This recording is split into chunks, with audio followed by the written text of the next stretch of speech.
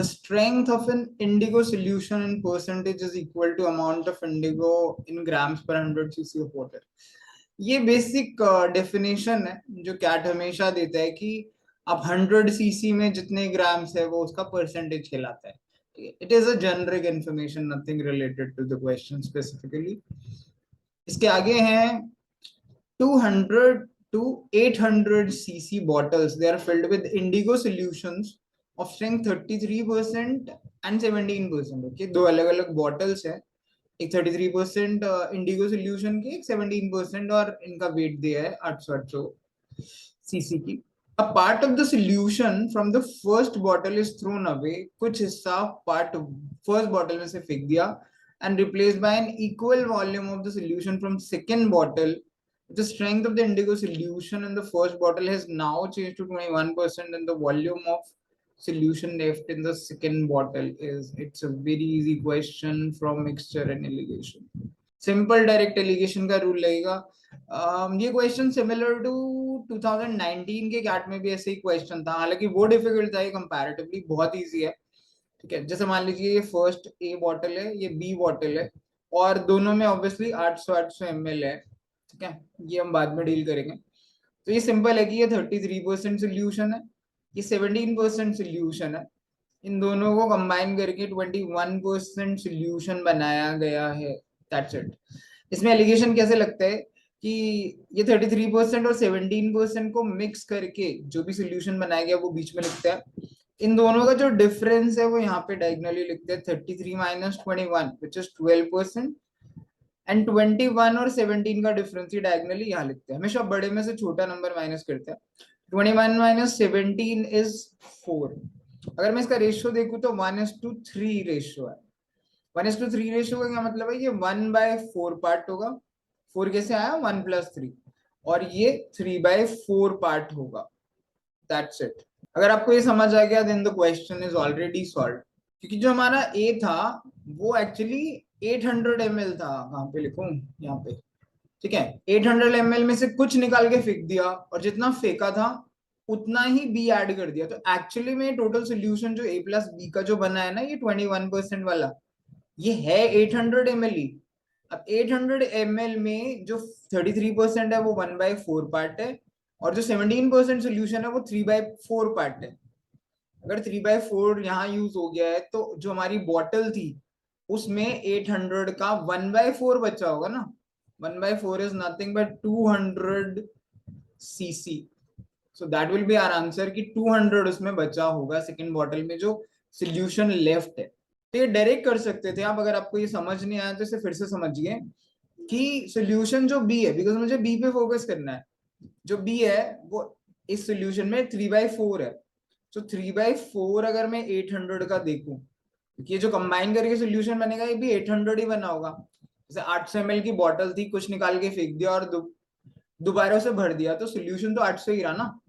तो ये 800 में से इफ यू विल सी, ये 200 × 3 इज 600 ml या सीसी, यूनिट से फर्क नहीं पड़ रहा. तो 600 सीसी तो इस सोल्यूशन में यूज हो गया, क्योंकि ए में से 600 निकाल के फेंक दिया और बी का मिला दिया ताकि 21% सोल्यूशन बन जाए.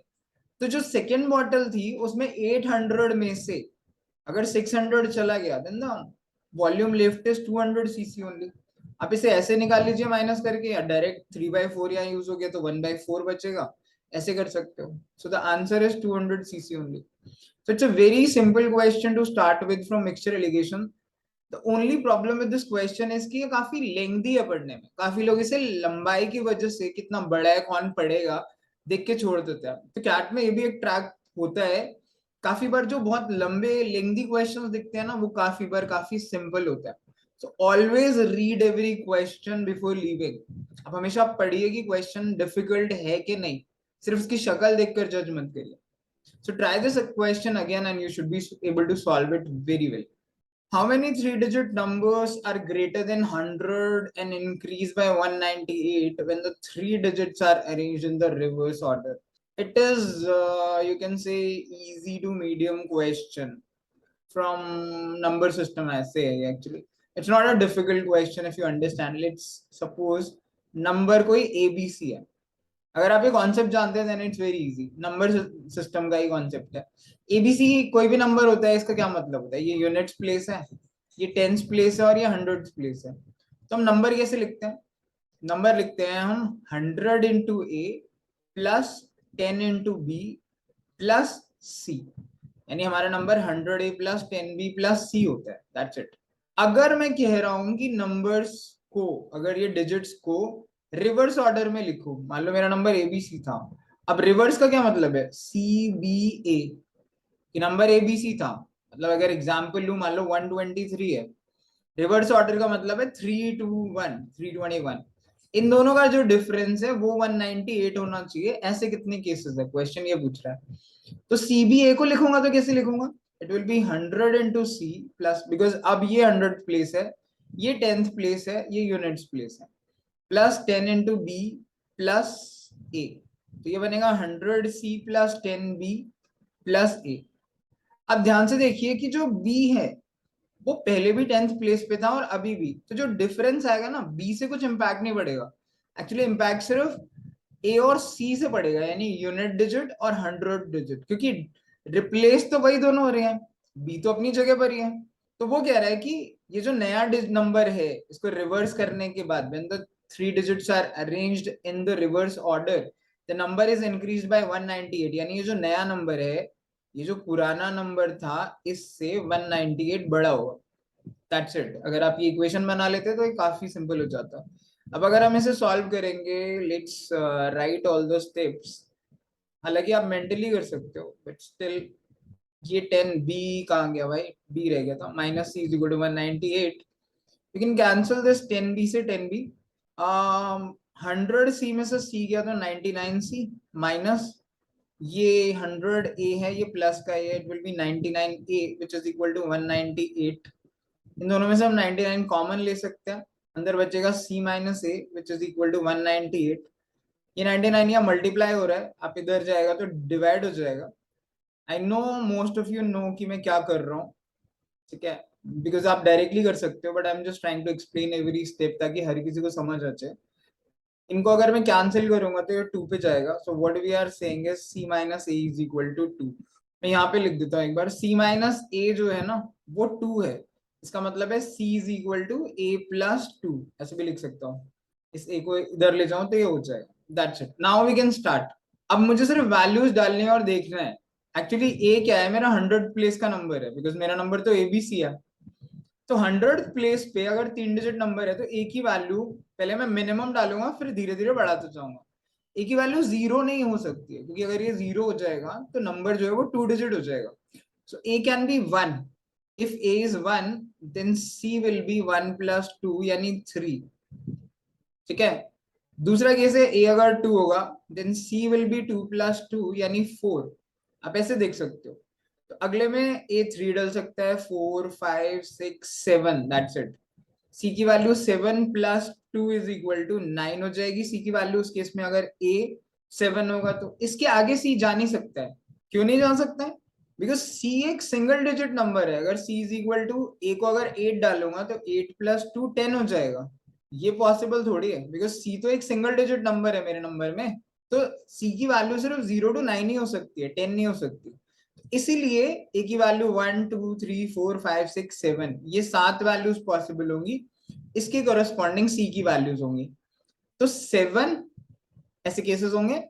अब बी की क्या बात है, अब बी जो है वो इंडिपेंडेंट ऑफ ए एंड सी है, यानी बी जो है वो कोई भी नंबर हो सकता है, यानी B can be 0, B can be 1 2 3 4 5 6 7 8 9, कुछ भी पॉसिबल है।